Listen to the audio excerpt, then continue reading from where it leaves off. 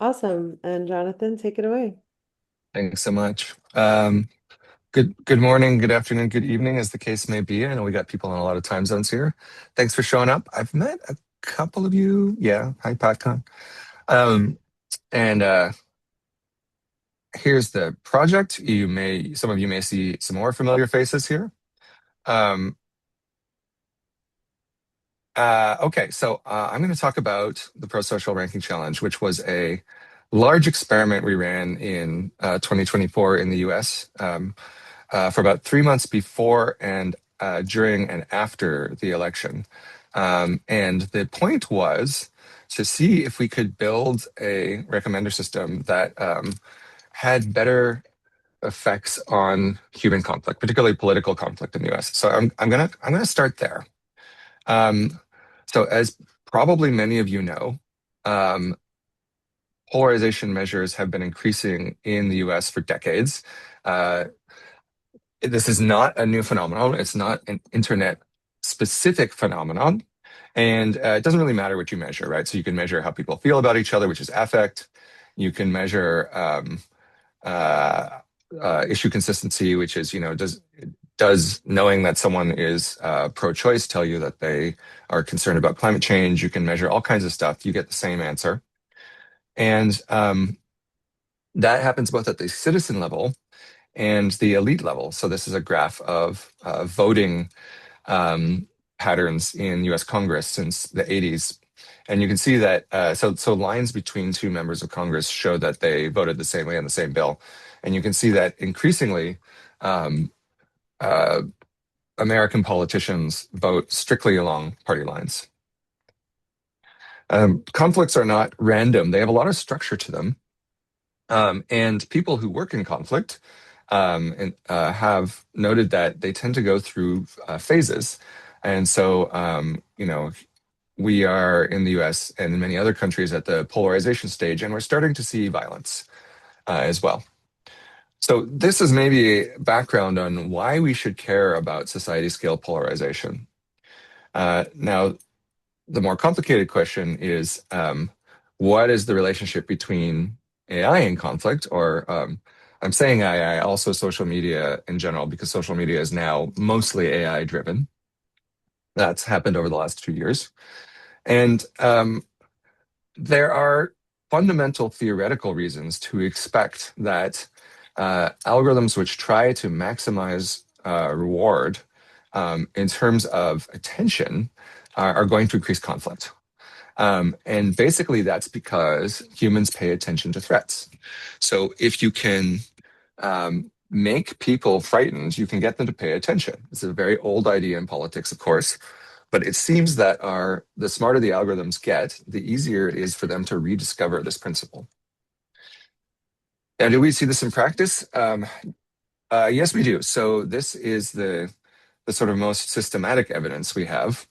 Um, this was from a study looking at, I think, like 460 different studies on the relationship between various democratic outcomes and various types of digital media use.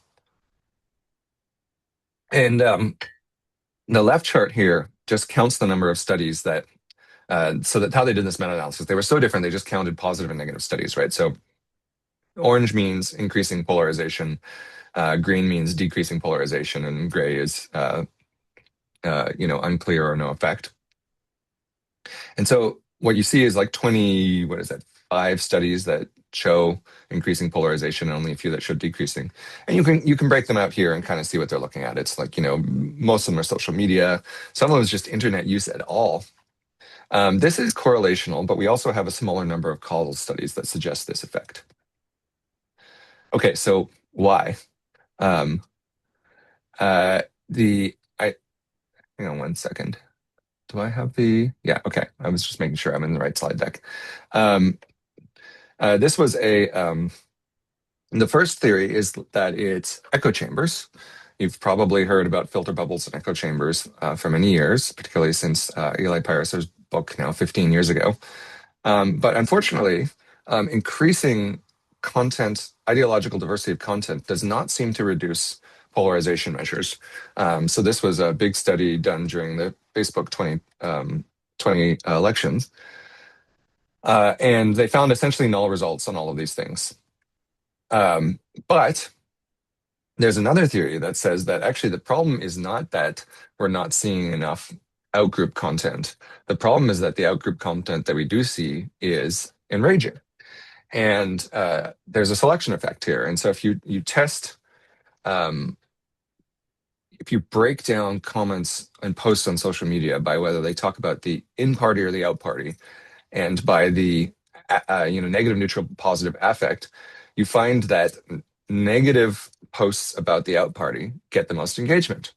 In other words, we all love talking shit about them, right? So this is an interaction between human nature and the algorithms, which the strongest signal they have is what you're doing online. So if you're paying a lot of attention to this kind of content, they will preferentially show you more of it. So this leads to the idea of doing something else. There's an idea. It's not a single algorithm, but a category of algorithms called bridging-based ranking. And the idea is very simple.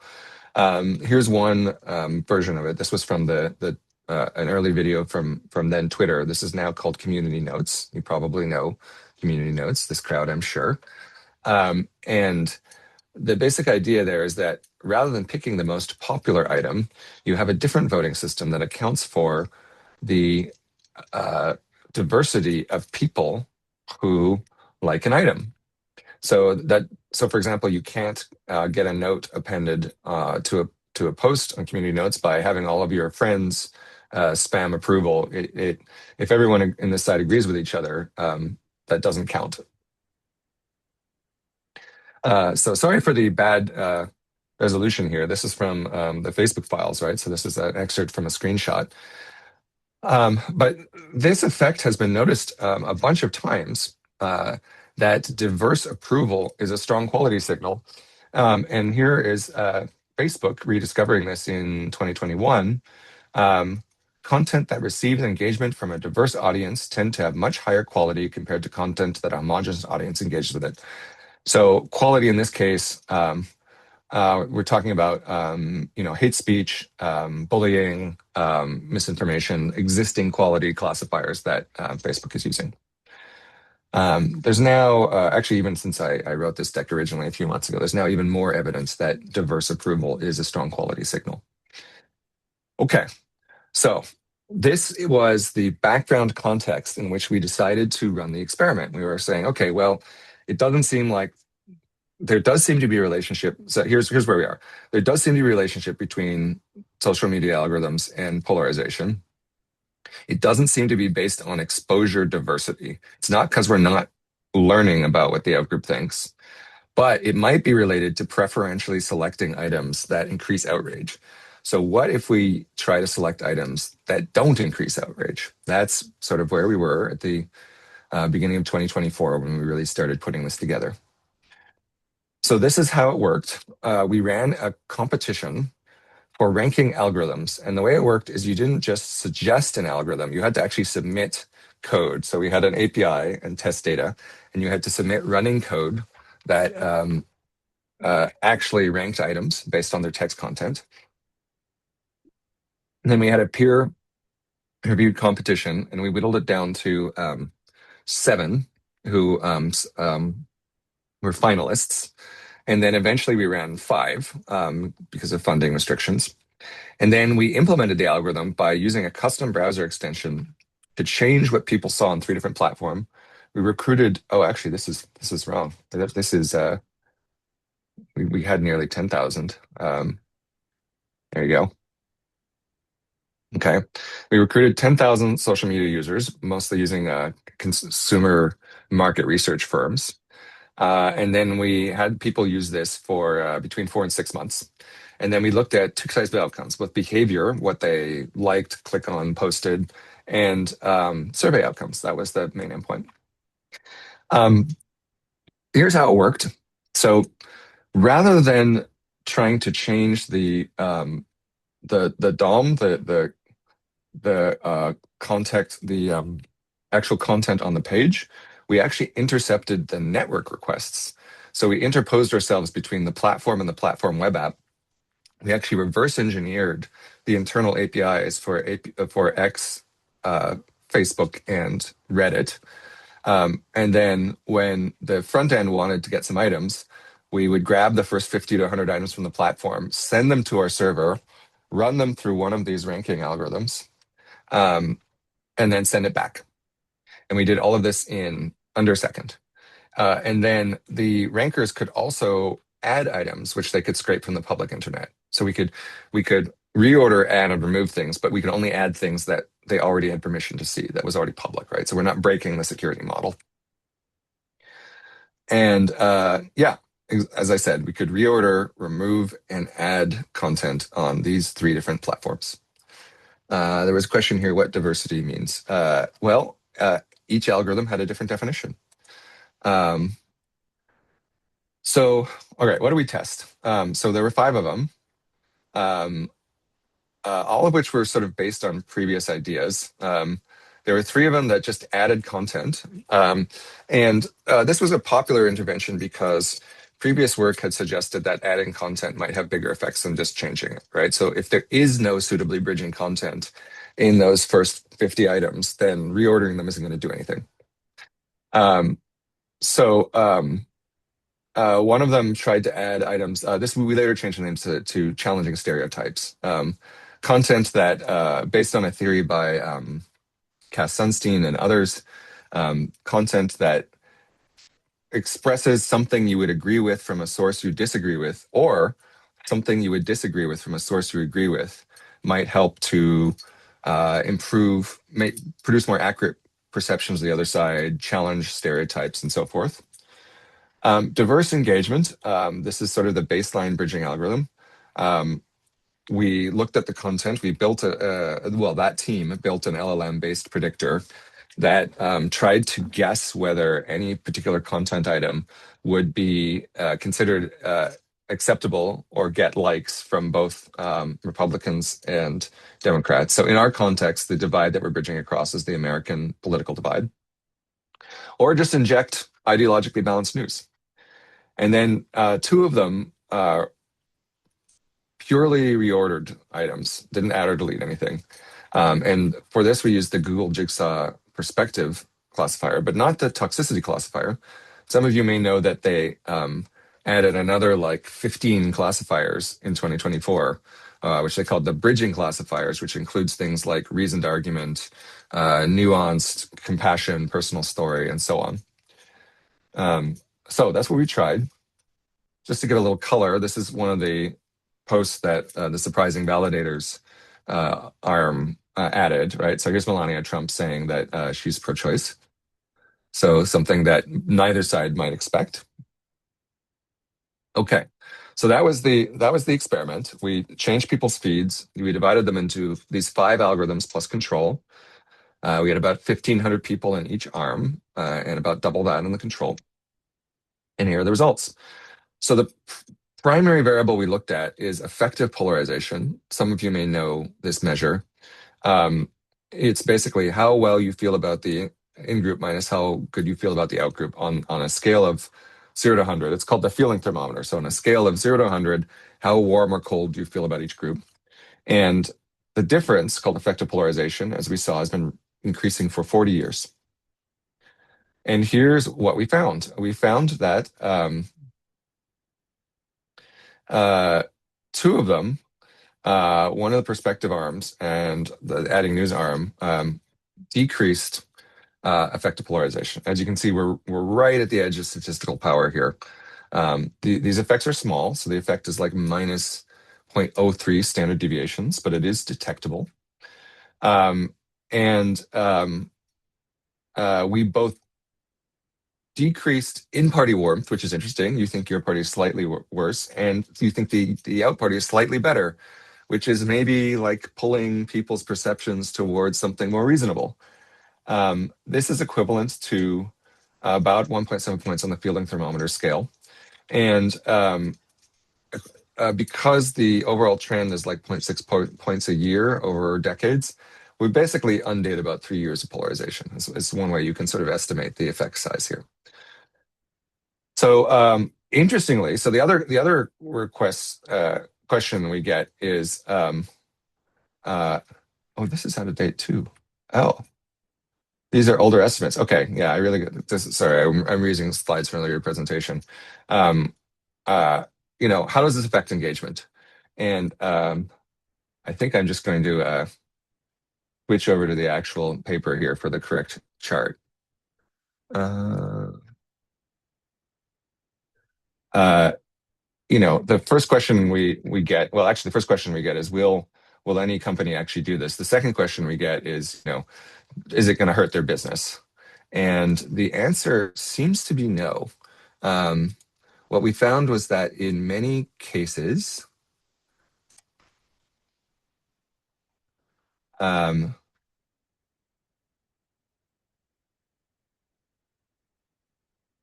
okay, you should be seeing, it looks like it's sharing the whole window. Hang on. There we go. We found that in many cases, um, so this red graph is time on site. For Twitter in particular, it actually increased the time they spend on Twitter by half a minute a day, whereas it decreased on um, Facebook and Reddit. And it also varied on ARM. You can see that most of this effect is driven by Twitter. Um, Different ARMs had different effects. But it is one thing this shows is that it is not always the case that a platform is on the Pareto frontier of good for society and good for business. So there seems to be a broad optimum, and in some cases at least, we can push towards less polarizing content without actually decreasing engagement, which is a pretty big finding from a policy point of view. I'm going to go back to my deck. Okay. Um, we also tested well-being, a 5-item questionnaire on depression and anxiety. We found no statistically significant change, also no change on news quality. We did see an increase in reports saw something that affected you negatively. We think this is because adding content, especially news content, is not necessarily doesn't necessarily make people feel good, right? It's kind of a downer. There's previous work showing this. So this is not totally free. There is a trade-off. People don't seem to use social media less necessarily, but they seem to like social media slightly less. Okay, so where does all this lead us? I think that one of the biggest questions you're going to ask is, given that this is a small effect, does it matter? So first of all, I think it matters because it's direct evidence that you can actually change an algorithm and have sustainable effects. So we ran over months and months, so we think we got equilibrium effects. Very small changes at the scale of 1 billion people can be big, but also the experimental design was such that if a platform implemented this, we would expect the effects would be much larger. So first of all, we couldn't intervene on mobile for technical reasons. Um, if this was done across a bunch of platforms, we would expect cumulative effects. Network effects are pretty significant because there's other research showing that if you see less polarizing stuff, you also share less polarizing stuff. And we couldn't, for each of our participants, we couldn't change what their friends shared. We could only change what their friends saw. We can only change what they saw. And then also, if you change the ranking algorithm, you change the incentives for producing different kinds of contents. So this actually is a pretty big lever. We only have to change the code in a handful of platforms to potentially have large effects on media economics. But if nothing else, we now have a numerical estimate of sort of order of magnitude estimate of the trade-off between engagement and polarization. In the cases where it's negative, as we saw, it was positive on Twitter. So now what we're doing, the current project is to turn this into production. I suspect a lot of you are familiar with @Proto. I hope it's a topic of conversation at DWeb Camp. And we've spent the last year building and deploying, and actually just deployed a few weeks ago, a production feed based on these principles for @Proto. So this is the first sort of modern feed infrastructure for App Proto, right? It's got a full like runs ML classifiers and embedders on every single item in the App Proto universe. Runs modern like two tower and transformer based engagement predictors, and also uses the perspective classifiers to do prosocial ranking. And seems to be the first time ever that we've had users been able to see how the algorithm works, why they're getting the content they're getting, and allow them to change it. And shortly, we're gonna add LLM prompting, so you'll be able to add instructions via LLM. It's at Green Earth Social, and I am now going to. Okay, so you should be seeing my Blue Sky feed. Yes, I want to make sure that the screen sharing is working correctly because I switched tabs. Okay, so you're seeing my Blue Sky feed. So here's the Green Earth feed. So I'm not going to go too much through what's on my feed, but here it is. And now I can say I want to go to the controls. And here is the controls UI. I've logged in using my App Proto account. And the first thing I get is basically a copy of my latest feed, but now it's annotated with what source it came from. There's three different sources. There's followed, author, topic, and uh, popular. How it was rated by the rankers, and diversification penalties. And there's a little box which tells me how I get the final score for each one of them. It actually shows me the formulas used to calculate all of this. So I can see how it's what the algorithm thought. And then there's a little diagram that shows the pipeline for scoring. So I can click on each of these and it tells me how it works together. And then I have controls. So I can control what combination I want from friends and everyone. I can control what time window I want it to act over.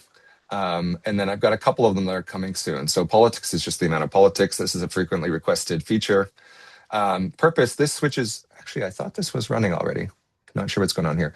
This switches the balance between things that I'm predicted to click like on, so engaging, and things that rank highly in the perspective score. And there'll be more controls, and we are soliciting feedback on all of this. It's pre-released now. We have a public launch coming shortly on August 15th, and we're going to get a whole bunch of press coverage, and we're going to ask you to be involved in that as well. But meanwhile, I will give you a link. This is actually going to go to a little Qualtrics landing page, which you can skip if you don't want to answer questions. But we're just trying to get a little information people, including whether they'd be interested in doing a paid user interview with us. So there's your link to try it out. We'd be very interested in your feedback. And I will wrap up the slides here. Okay. Where am I going with all of this? Well, my basic interest is how AI is going to escalate or de-escalate destructive human conflict. I see conflict as happening at all scales and intensities, from an argument to a murder on the intensity axis, and from an assassination to a global war on the scale axis. And I'm actually interested in all of these things. So I've been mostly talking about this today, the polarized country level. But there are connections between all of these things. And as we learn how to deal with each of these types of conflicts, we're going to start to learn more about how to deal with the conflicts nearby.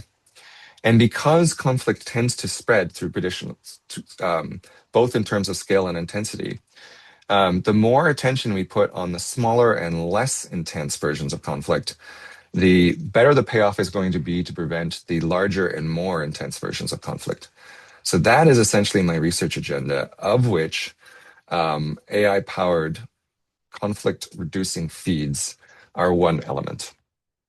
All right, that's it. The last thing I want to do is thank the team. There were an enormous number of people who worked on this, and this isn't even all of them, but this is, everybody who deserved a mention on one slide. Uh, Thank you so much. Thank you so much. Great presentation. Yeah, I'm glad we have lots of time for questions and I want to yeah, invite folks if you have questions to share them in chat or just write stack and I can add you to the stack. But um one quick question, Jonathan, will you remind me the timeline? Like for how long did people engage with these feeds? I'm about September of 2024 to January of 2025. So, depending when you sign up, 4 to 5 months. Okay. Yeah, to me that feels, I mean, that's like a good amount of time, but also like definitely a lever for um I don't know, change, impact. Like I feel like the like we don't see the effects that these feeds have on us for years. You know, they have like just that deeply embedded level of effects. So I think about like how long we might see the change of the impact of the changing of the feeds. And curious, like, yeah, what research exists about that? Like, how long does it take people to change their polarization or their yeah, what other kind of It's a great question. So, first of all, this is longer than any other experiment. The longest previous experiment was 2 months. So, it does extend the frontier of what we show.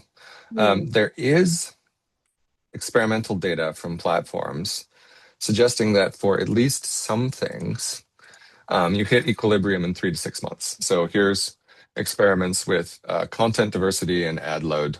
And that's what they found is that, so here we go. So here we're at 140 days, which is, what is that, 5 months. Here we're at, 25 weeks, which is 6 months. So we do think that we are mostly through the curves of like, that's called the medium term effects.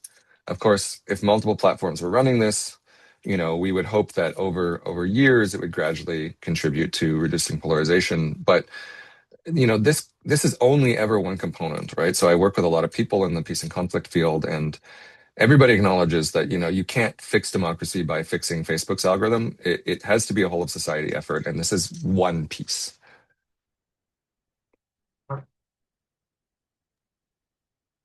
totally. Yeah, thanks. Danielle, I would love to hear if you want to give voice to your question. I know, Jonathan, you addressed diversity means something different in different for the different arms, but yeah, I want to kind of double click on that and see if there's more we can talk about there regarding what diversity meant in the different arms. Yeah. Uh, well, in our case, diversity meant mostly like Republicans and conservatives in an American audience.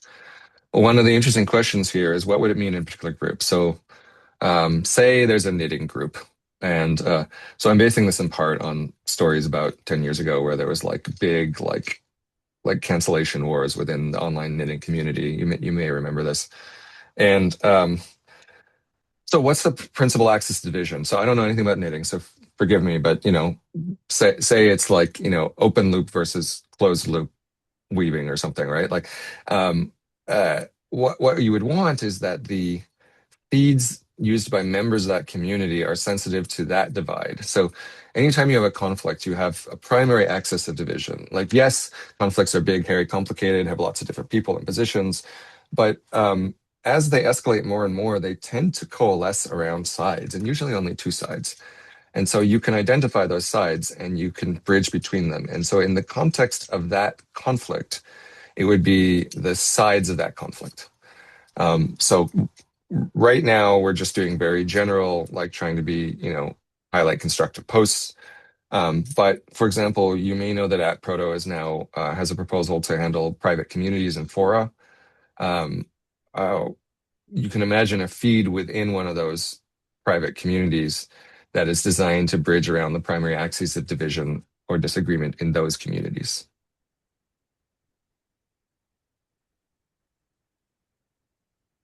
Yeah, that's helpful because I was thinking in the context of like an online community that's global.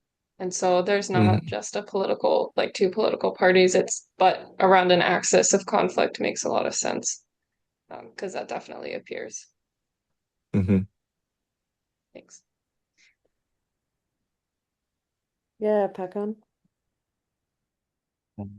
Yeah, no, this is really yeah. No, I really side with the or I align with the caveats around like the small but significant effect being really significant given that this is a larger social context that you can't change.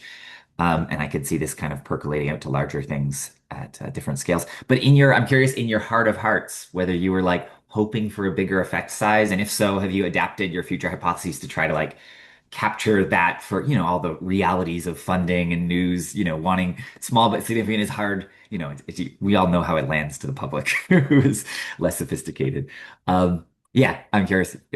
Were you hoping for bigger? Well, yeah. And Well, hoping, yes. It was about what I expected based on sort of previous work. And it was actually in line. There's now three different studies which get an effect of about this magnitude. So it seems to be a replicable paradigm. Um, we still haven't done the test, which is, let's change a whole platform over. Um, mm, so we'll see. I think it's clear that we can do better than sort of classic platforms. I didn't mention that one of the goals of the Green Earth project is to use the data we generate to build models to estimate the group effects on polarization, well-being, et cetera, um, so that from behavioral data, so that we don't have to run expensive survey experiments to evaluate an algorithm change. So the next step of the work is, well, if we have cheap estimators, let's see how fast or what we can come up with when we don't have to run a massive experiment every time we want to try something.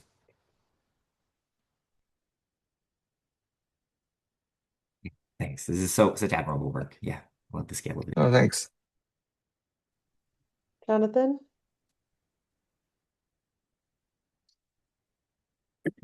Testing, testing. Um, cool. Hi. Great talk. I was curious about I had a couple of different questions.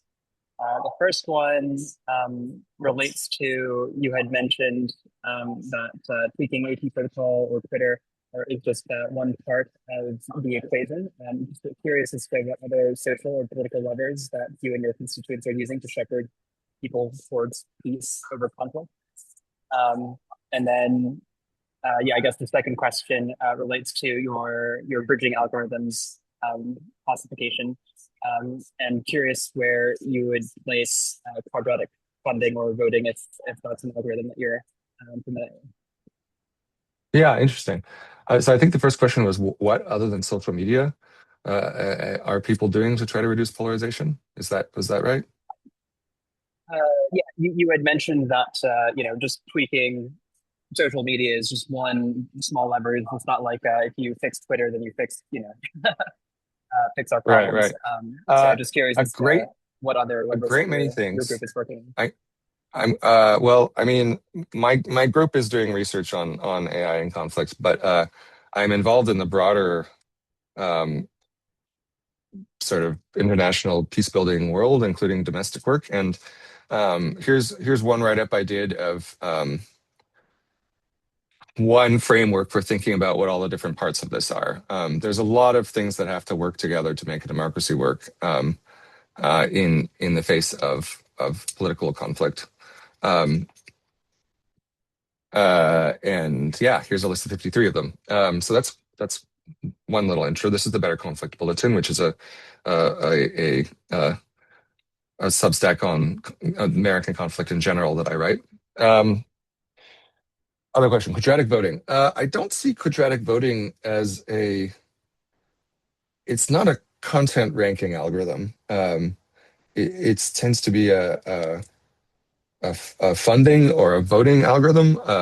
Like you're not running a voting algorithm to decide the content that someone sees on social media. Although maybe there's some adaptation where like you could imagine like a Reddit style upvote downvote system that used quadratic voting, which is maybe interesting. Um, yeah, I don't immediately see a connection. I don't know if that's helpful or not. Yeah, I guess there are similarities in terms of how quadratic voting tries to bypass or get around the collusion problems around voting Oh by yeah, yeah. using I a see what you mean. Yeah. diversity type algorithm. So anyway, obviously they've chosen those very specific expressions of that thought, but yeah, I was abstracting it to a more real time Well, protocol, like for example, what you guys are working on. Just curious as to if there are similarities. potentially. You want to figure it out and tell us? Sure.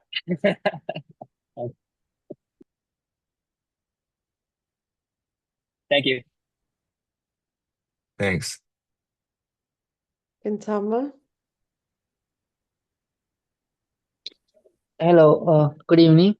Uh, it was a nice presentation, but one question that came to me was, how was the attention span of the user when new content came onto his feed?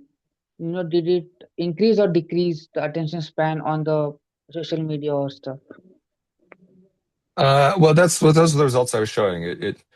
It decreased it by about half a minute on Facebook and Reddit, and increased it by about half a minute on Twitter Yeah. per day.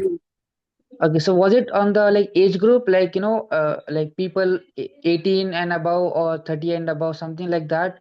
Because sometimes the normal is idea is that older people are basically on Facebook, whereas more younger youth is on Twitter, on Instagram, right? So if you see Uh-huh. that and the youth also, so the age group and attention span, was there any connect between that part? Uh, so I think we may have done that crosstab. Hang on. We don't have a ton of statistical power, so it's very hard for us to get heterogeneous effects.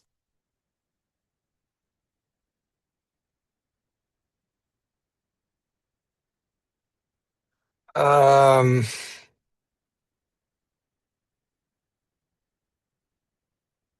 yeah, no, we have not calculated heterogeneous effects of time by age.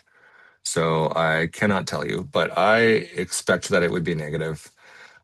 Mostly because we just don't have we barely have enough power to see significant effects when we look at the entire group. So subgroup effects are just very hard to detect for us. Interesting question though.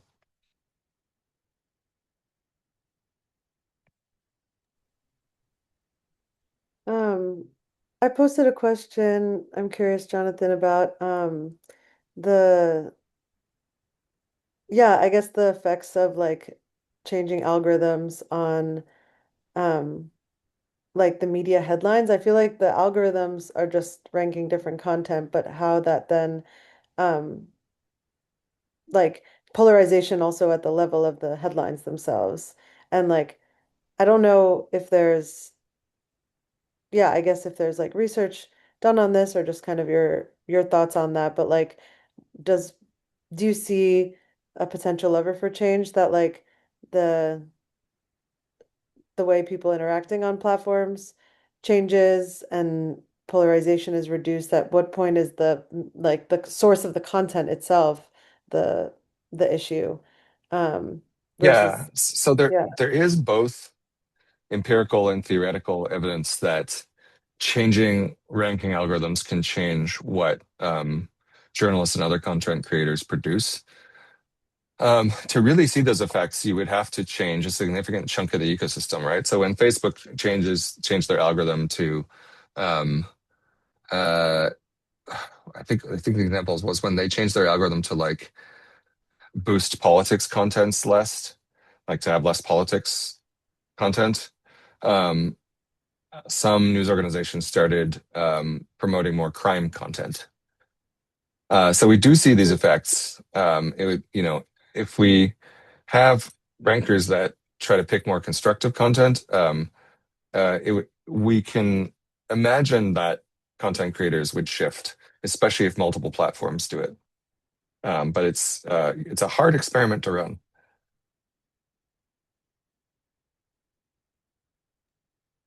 Wow. If you have that study, that is wild. That when Facebook demoted political content, that made media outlets post more crime content.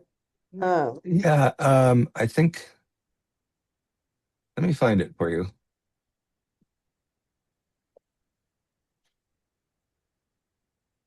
I think it was in Yeah, the paper we did a few years ago.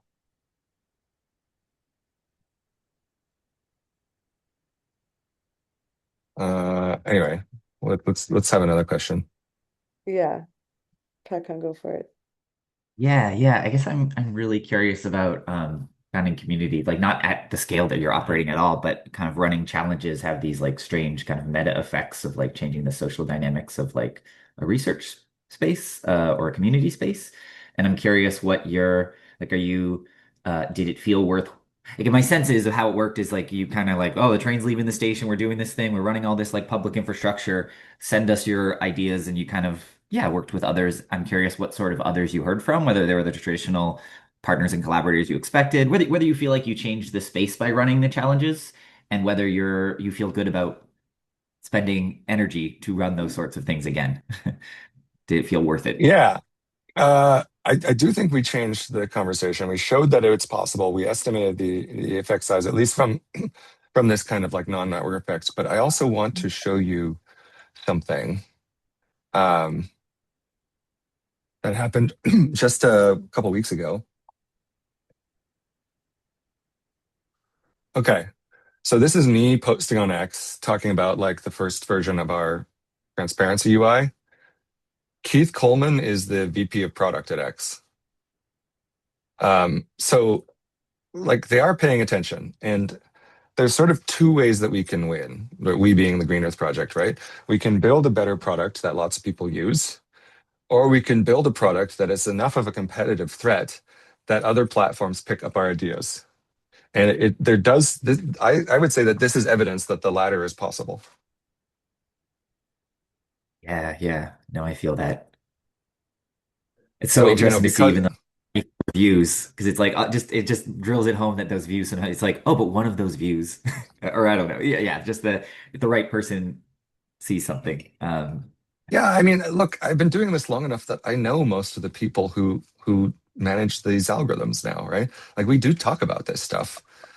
They have their own constraints, you know, it's you know, we can't do things that lower engagement is part of the story, but it's not the only story. There is a history of platforms trading off short-term engagement for long-term product quality that does happen. Um, Part of what's going on is just these are large companies with very well-established products, and they're very risk averse. So that's part of it as well. And so a little competition is a healthy thing.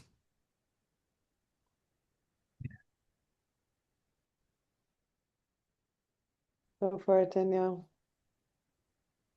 Yeah, I was gonna ask, so this was for social media, how much do you see it being relevant for more deeper engagement discussions on other sort of platforms? So social media tends to be kind of quick reactions, quick responses, but not long Hmm. ongoing conversations.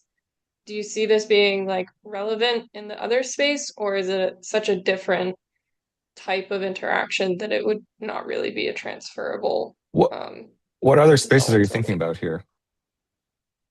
Like specific to my context, we have most of our conversations happen in places like Discord or Telegram chats, more Discord, but um, Hmm. platforms that are a little bit more forum structured, I guess. Yeah. So, you know, changing the algorithm depends on having a ranking algorithm. So in a Hmm. place like Discord, that there isn't one. What you can do in a place like Discord is you can give people prompts to suggest rephrasings that might be more productive. So there's been experiments on that as well. Um, let me let me pull up that one. Uh,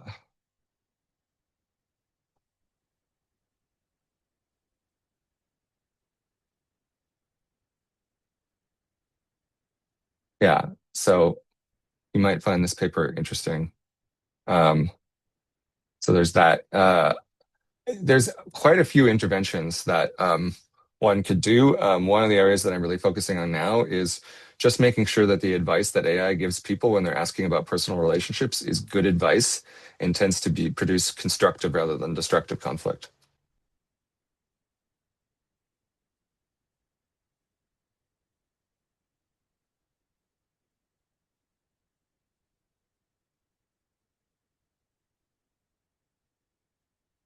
And I'm looking for the thing about publishers changing their output to more crime stories still. That's sitting here making the bot search for it. Okay. Did that help at all, Daniel? Yeah, I'll Danielle? take a look and yeah, sounds interesting. Thank you. Gintama. Uh, one more question that came to my mind was uh, that the changes in the user content that you did through the LLM, was it more text-based or more videos or photos or more outside links like news outlets, which will take us to a link where the whole news is written down? So was Yeah. there any disturb on that? It was entirely text-based because that is what we could afford to do within the time budget. So we had a very strict time budget. We couldn't slow down the user experience by more than a second or so. So that precluded, never mind running image classifiers, we couldn't even transmit the images to our server for ranking in that amount of time. Having said that, Facebook has automated captions for the images. So we did do some classification of images. One of the reasons we're doing this work on our own on Green Earth is because we can run whatever we want on the images on the posts when we ingest them. So we're much less limited in the algorithms we can implement. So when you say text-based, right? So like right now, Twitter X is basically going on more pushing towards articles and long form discussion stuff like threads and all. So was that more where people looking at or just looking at the basic 280 characters small tweets and stuff? Was that more people looking at? Well, it's different on different platforms, right? Obviously, X is mostly very short. Facebook people had longer posts, and Reddit sometimes people had very long posts. We did not follow links to analyze the text in the links. Again, there's just no time to do it, right? Like the algorithm, the latency is very tight. But again, that's why we want our own algorithm rather than trying to alter someone else's.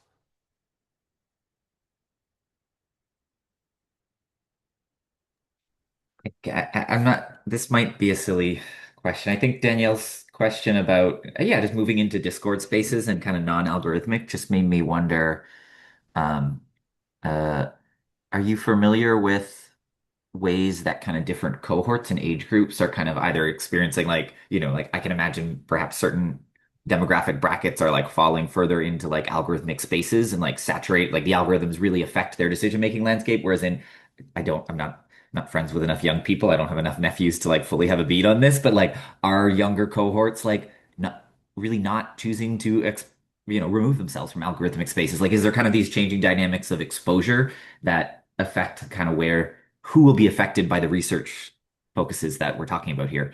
Um, yeah, Yeah, maybe we're all just look, equally. I think feeds uh, are here to stay in one way or another, right? Like so I think news, just straight up like Google News is a great example. It's like, look, even if you think no one's ever going to use social media again, like you can't consume news in a chronological feed. It doesn't work, right? And can't consume news by purely subscribing to topics because then you can't ever see anything that surprises you, right? You have to have an algorithm interposing itself there because of both the volume and the novelty. So, but I do think social media is sort of a fundamental communication form that is here to stay. And then, of course, more and more we're going to consume just by talking to an AI and not reading the original content directly, which, aside from the economic implications of content production, which is this whole other discussion, means that those machines have to be designed such that they don't make us more likely to fight badly. And so this is not really a conversation we've entered into today, but I'm not trying to have less conflict I'm trying to have less destructive conflict because you can have no conflict with an authoritarian regime which suppresses all dissent. That's not what I want. What I want is that the conflict that happens is constructive, not destructive.